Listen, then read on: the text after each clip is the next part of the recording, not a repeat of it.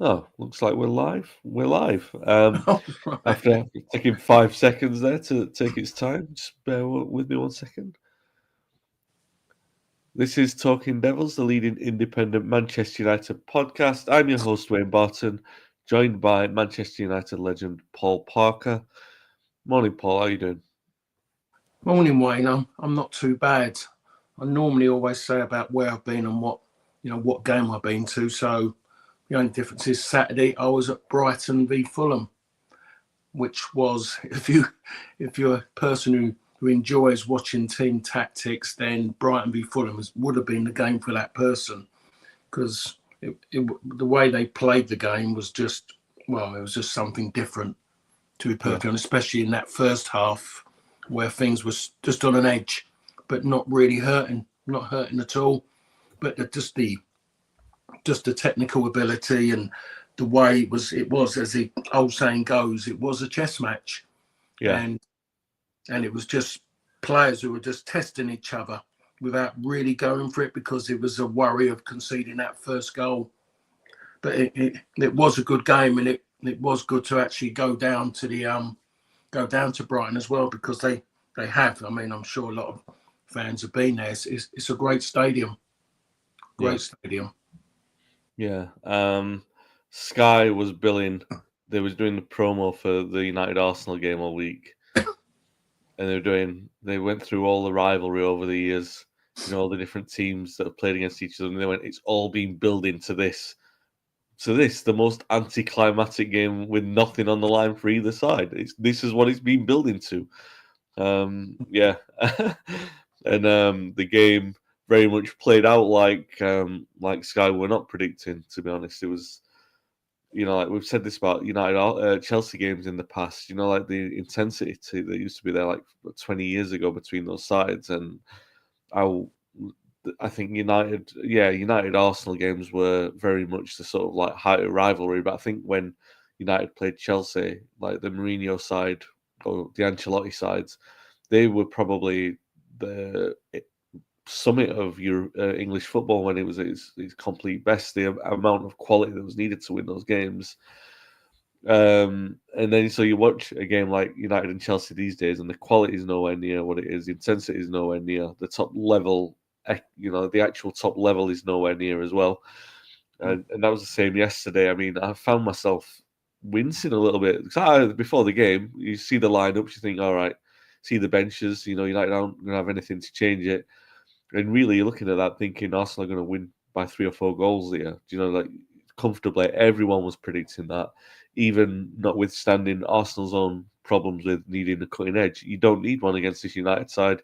You can just blunt your way through and score as many goals as you want. I mean, we've seen Forest score 3 at Old Trafford, Bournemouth score 3 at Old Trafford. And I'd said before the game to like a few of the lads we were with, Dave, obviously not with us on the pod this morning, he's flying back to Ireland. I was saying in my sort of pessimistic state that over the years we've been given batterings by certain teams. City and Liverpool come to mind, and even Chelsea, but we've never really had one off Arsenal. We haven't had a hiding off them, and I was expecting that yesterday, and it just never came. I mean, they had lots of control, lots of territorial domination. But even the poor Wenger sides were more entertaining to watch than that, and United had done very little, didn't deserve anything from the game. They were sat back in their own half. I'm criticising Arsenal. I'm not saying United were any better at all, but you knew that the only way they were going to score was from a set piece. They did that, score a free kick, decent free kick before half time, forced Arsenal to come up a little bit more, and that allowed United to create chances. They still didn't have the pace to turn over Arsenal, which meant most of the chances were created in front of them. And we had 2 or 3 good chances in there. Um, Defensively sloppy for the goal, good finish from Rice. But really, apart from that, Arsenal didn't threaten. United had another chance near the end. Ireland missing that golden opportunity after coming on. I felt a bit sorry for Garnacho as well. I thought he played quite well. I don't say he was brilliant, but I think he was doing the running of 3 players, and sometimes he's running down blind alleys. We're giving him fair enough criticism on this podcast before. I thought yes, he did all right in difficult circumstances. But United draw the game, and I don't think there can be any complaints about it. A bit of a wet wipe of a game, not what Sky were billing it to be. Well, what did you make of the game? Well, first of all, me always the pessimist. I've got a football thing. There's a football prediction thing which I'm involved in from a good mate's pub, and there's about 70 of us in it, and we have to predict all the games, the scores, what we think the scores are going to be, and there's points, all different points. And so for a draw, it's if you get a draw, it's 2 points. If you get the correct draw score, it's 4 points. If you star it, you'll add 1 star. It doubles it. I had Manchester United v Arsenal at 1-1 starred. Okay. I just didn't see Arsenal scoring goals. Forget about what happened midweek. That's just something. That's the way football is at this moment in time. Arsenal fans and their social media have made it into one of the greatest win ever in Europe in Champions League because of this and because of that. But I never saw it. I know that United don't score a lot of goals. They haven't got really goals in them. So I didn't see it as a high-scoring game. And to be honest, when United went in front, I thought to myself, this will change. The dynamics of the game are going to change now. And it did. Arsenal had to do something, and they played with more urgency. They had to raise their game. Everything went quicker. They went longer in a way, not excessively, but still they're a poor team with the ball. Yeah. They suited United like Man City suit United in a way because Man City haven't got runners. They just get the ball and pass, and they just sit back, as you said, sat deep and just took it all in and picked off.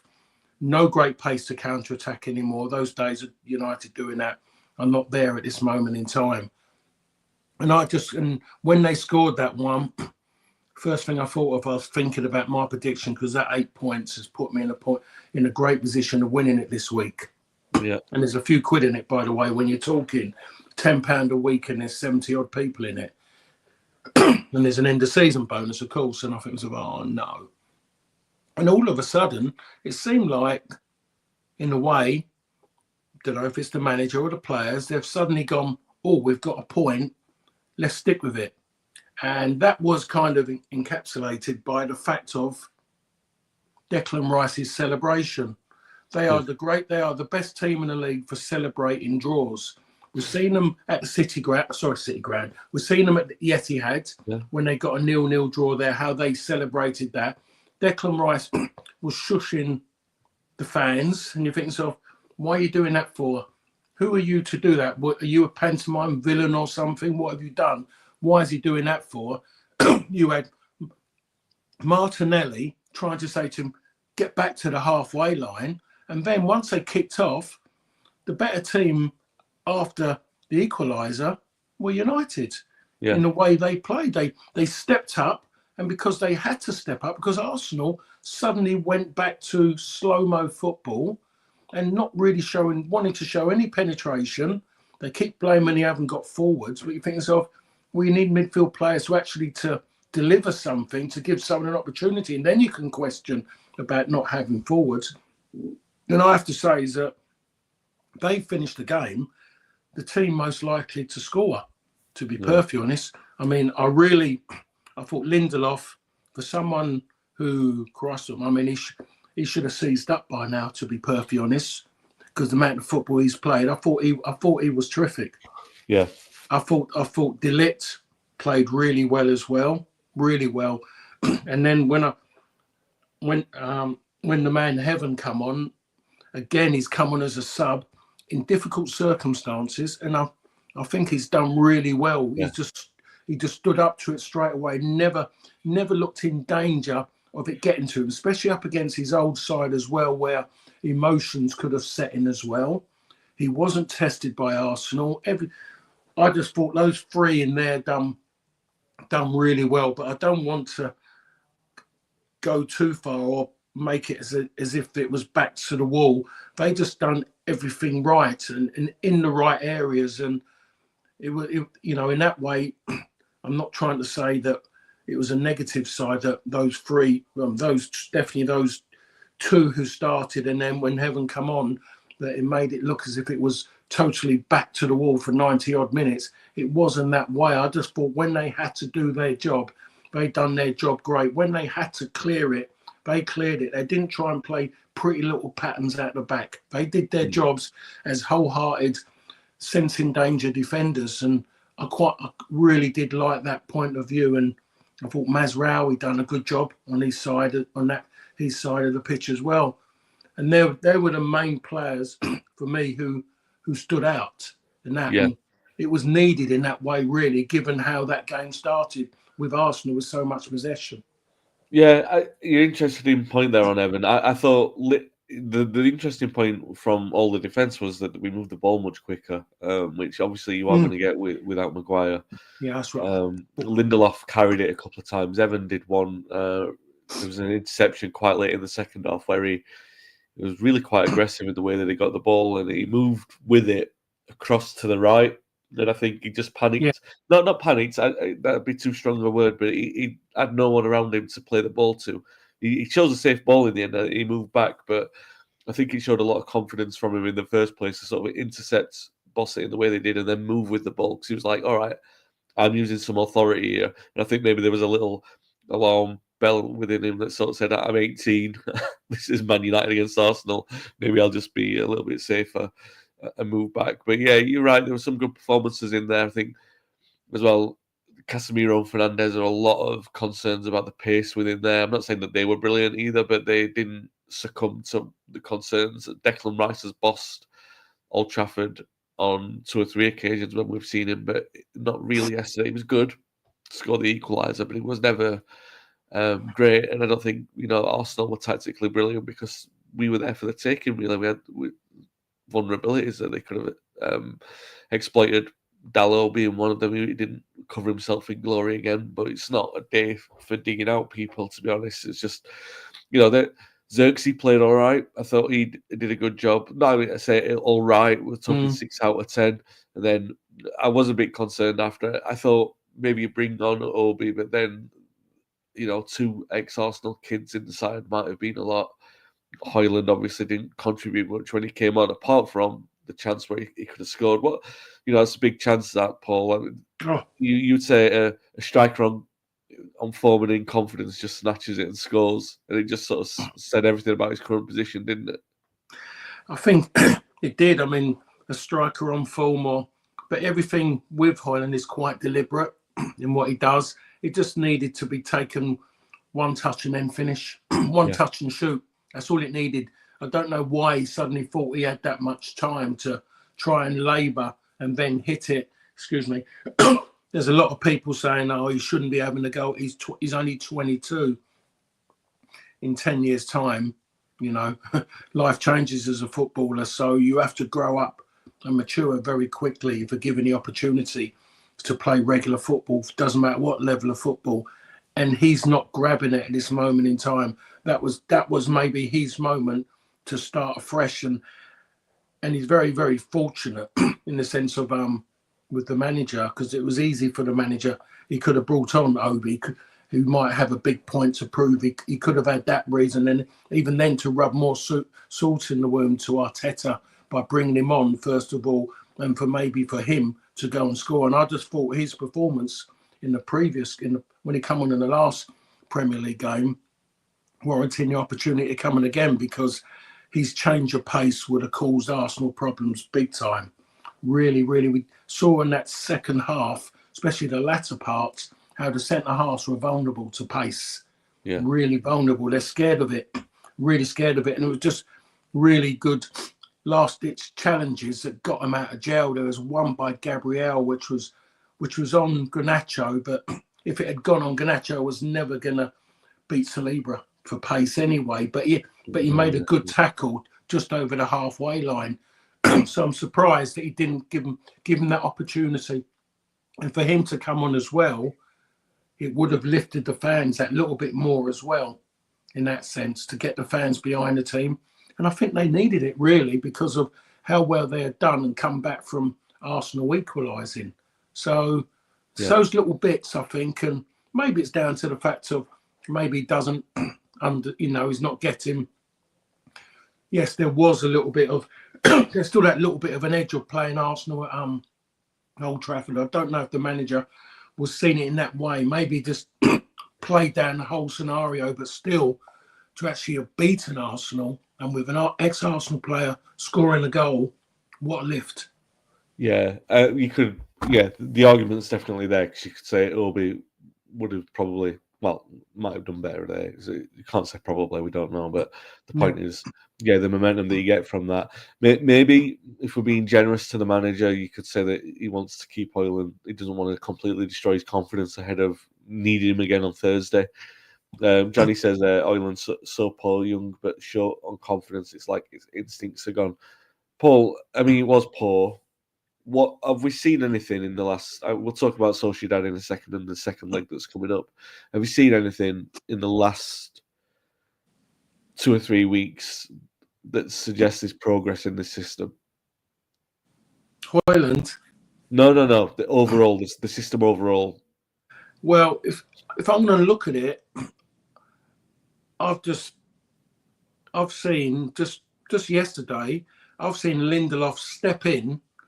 And most probably in the free may have been the most accomplished player in the free, because it's mostly something he'd done when he was at Benfica on quite a few occasions at Benfica. I know that he played as a wing back, and I know he's played as a right back for Benfica, but he would have played in the free.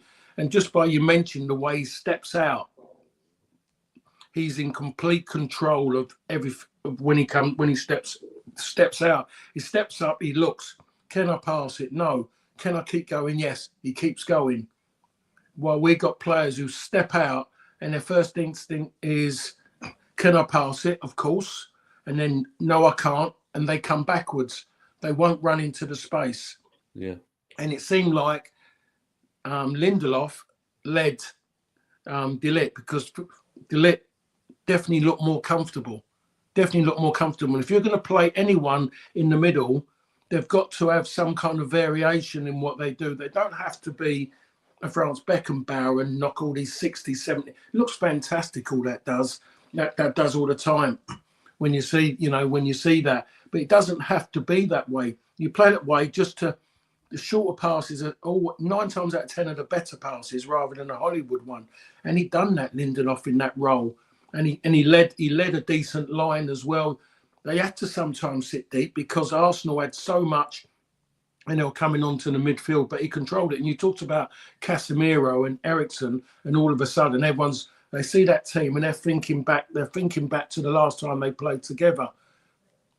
And it wasn't good, was it, the last time they played together? That, you looked again and you thought to yourself, that's them done. And everyone was saying it, even all the so-called high-grade pundits, that's them, legs are gone, they're finished. No one will be saying that today, tomorrow, because I was thinking to myself, I was worried about them chasing around again in the second half, I thought.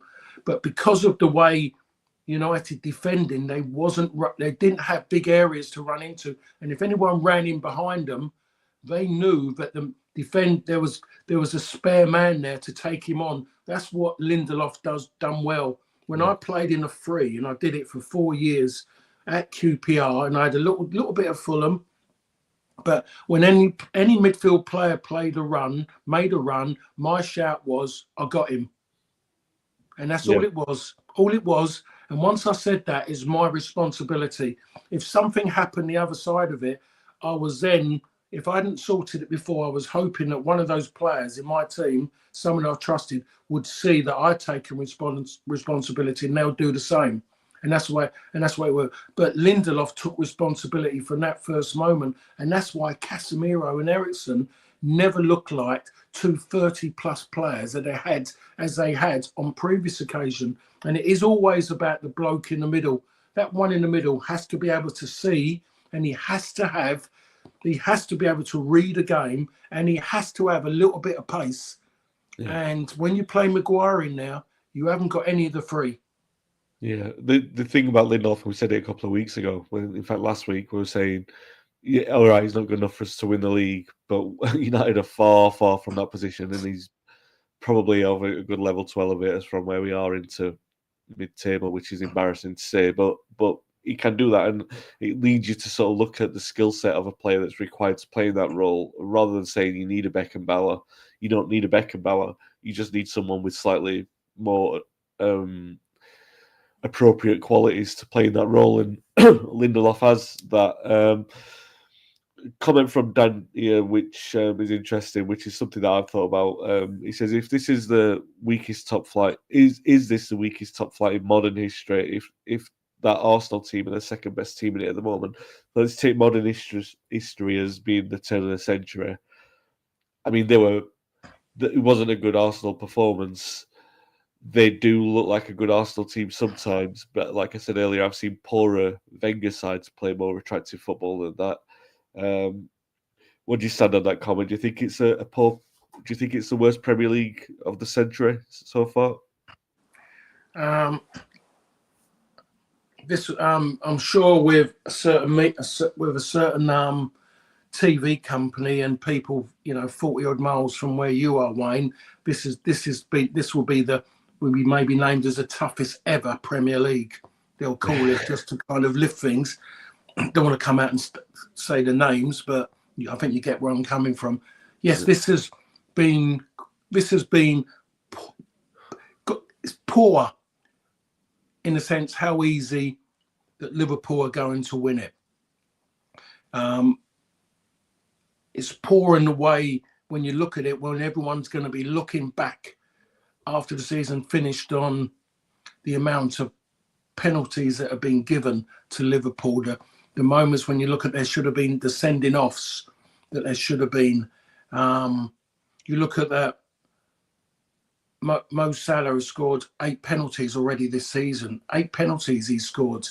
Yeah. And it makes you wonder how many he's had. But when you look at everything else, but I don't want to say it's the poorest, because I've got to look at Bournemouth. I've got to look at Nottingham Forest, what they're doing this season. Just to name but 2, I've got to look at Brentford, what they're doing this season. I've got to look at Fulham, and they're having good seasons. Some would say great seasons, but 3 of them are pushing for the opportunity to play in Europe still, which I think is great, absolutely great. So I don't want to take anything away from them, from what they're achieving.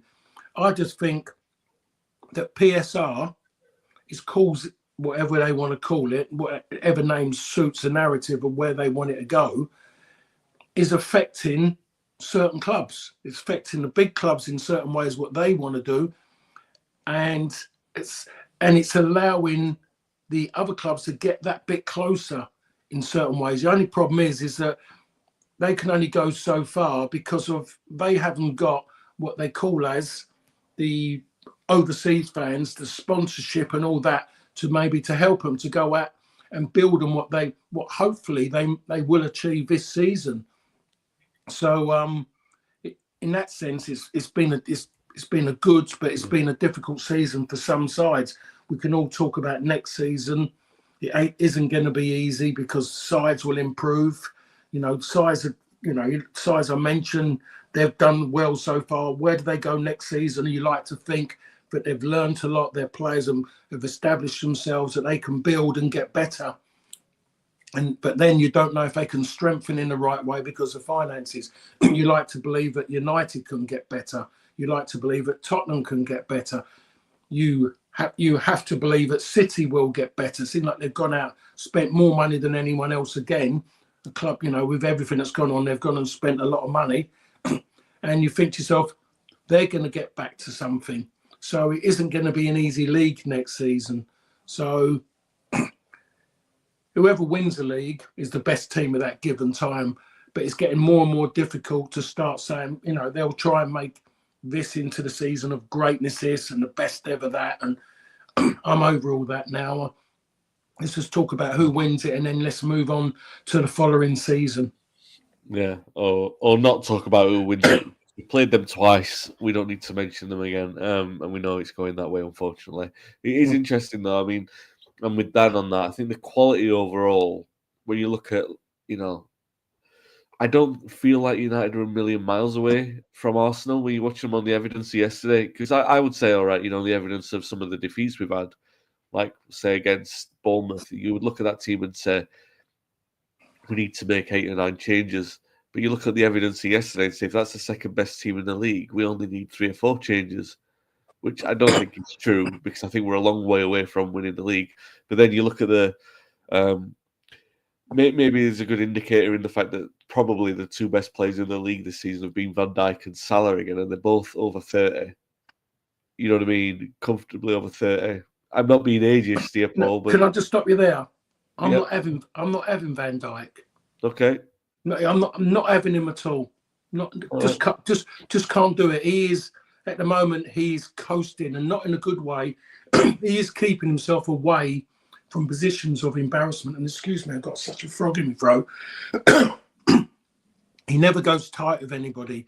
And the moment anyone gets anything, he's just blocking off everything, and not in a way where you're trying to say that's quality, that's the reason why.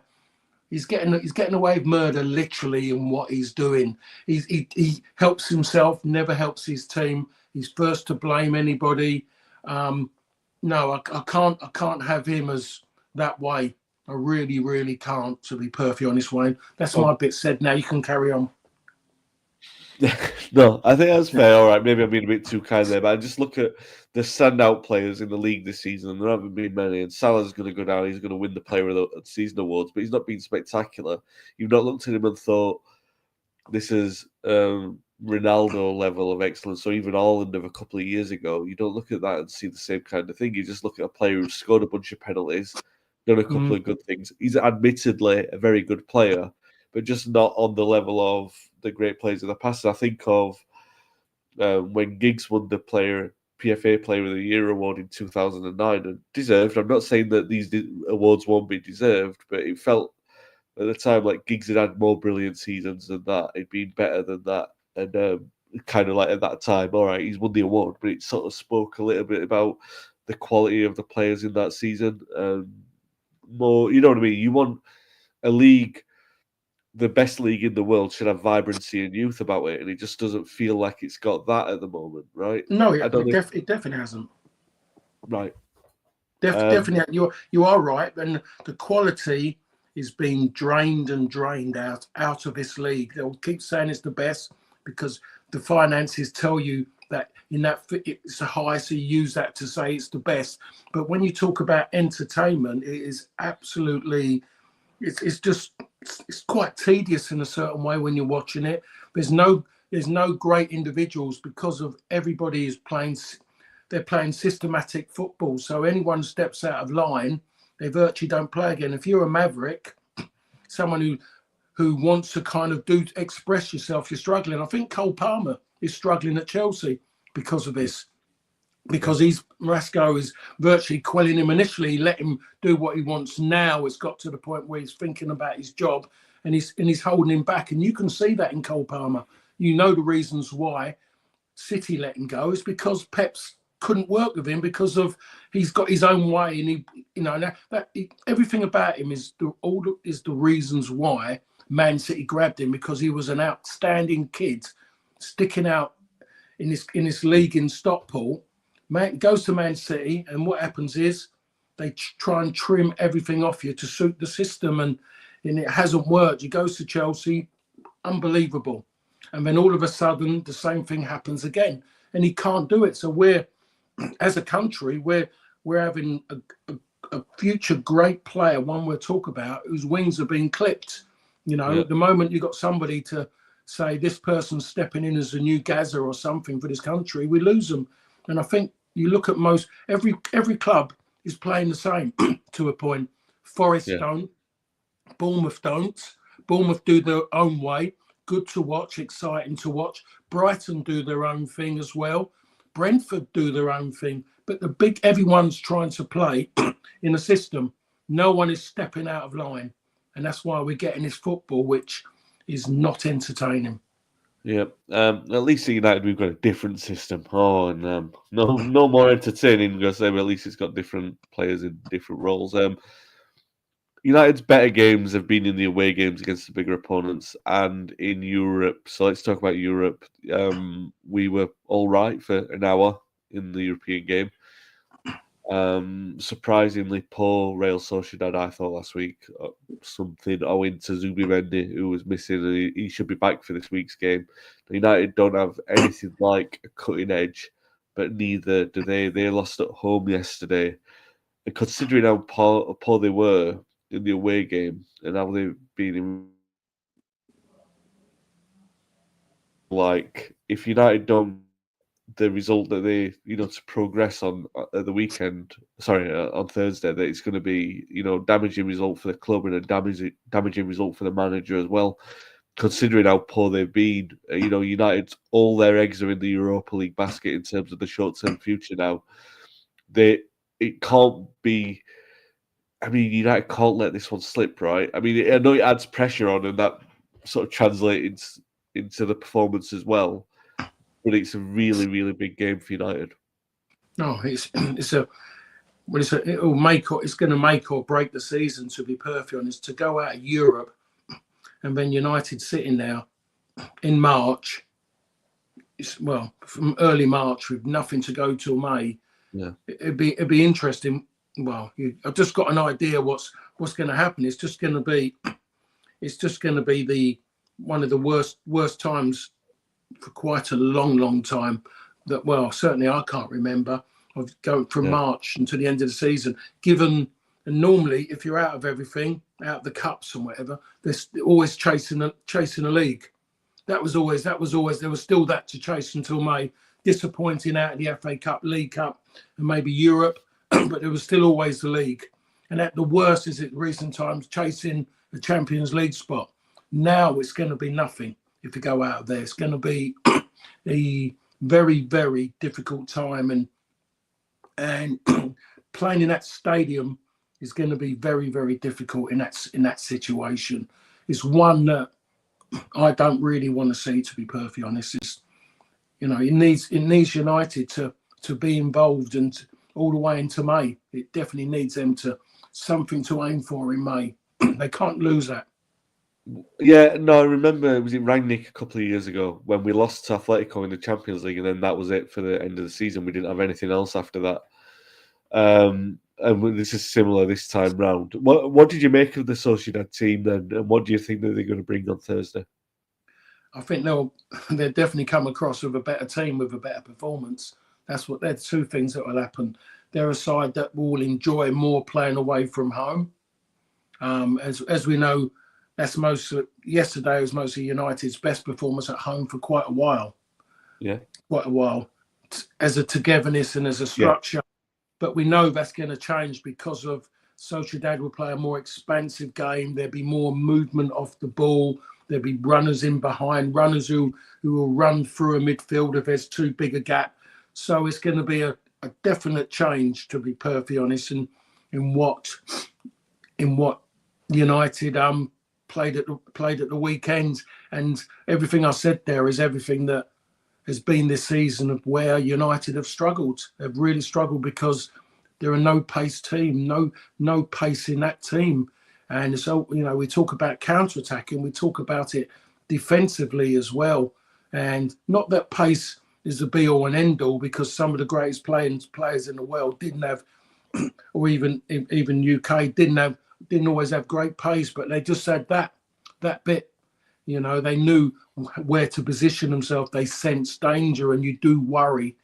And it needs a really decent start. And it's so important that United score the first goal, to be perfectly honest. They really do need to score that first goal. Hopefully it'll come through general play. They won't look like a side that are only going to score from a dead ball. Do you think they will win on Thursday? I think so, because of the game yesterday. I liked what we saw. I don't know, Lindelof has been out for so long, and he done absolutely fantastic yesterday, I thought. But being out that long and then playing 2 games on the bounce, in that side of it, there's that side he might be mentally tired, or there's something that it doesn't always work when someone's been out for a while when they come back from injury. First game, you give everything. Then the next game, there's a lot that's come out and you're still building to get that back to the levels you were before. But I like Lindelof in that role. He's the best one I've seen play in that role since the manager's come in. He's the best by a country mile. We know that he plays the other fella in there because he knows he can't play him in wide areas because he can't run. So, he might. I don't know if he's injured Maguire or he left him out for the game. But, Lindelof, for me, if the manager's looking at it, done enough to say he's the best in that position. He's the most mobile. He's the better with the ball. The ball moved quicker from the back.